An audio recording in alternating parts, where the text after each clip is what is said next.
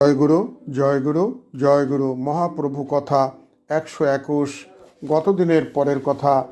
মহাপ্রভুর কথা মাতা শচীদেবী শুনিতেছেন। নিমাই বলিলেন, মা, লোকের শুভক্ষণে সন্তান জন্মে, অশুভক্ষণেও জন্মে। মা, আমি অশুভক্ষণে জন্মিয়াছিলাম।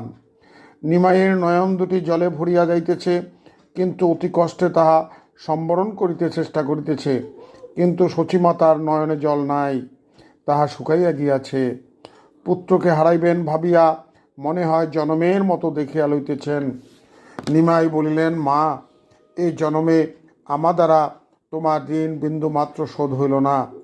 তবে মা, তুমি সদাশয় তোমার নিজ গুণে আমার এই ঋণ শোধ করিয়া লইবে। মা, আমি বলিয়াছিলাম, তোমাকে না বলিয়া আমি কিছুই করিব না।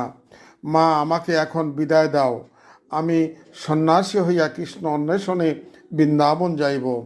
আমার মঙ্গলই তোমার একমাত্র বাসনা, তাই তুমি আমাকে স্বচ্ছন্দ মনে অনুমতি দাও। মা আজ শোকে পাথর। নিমাইয়ের কথা শুনিয়া বলিলেন, ঠিক আছে বিষ্ণুপ্রিয়া। নিমাই আবার মস্তক হেট করিয়া বলিলেন, মা, তাহার তত দুঃখ হইবে না।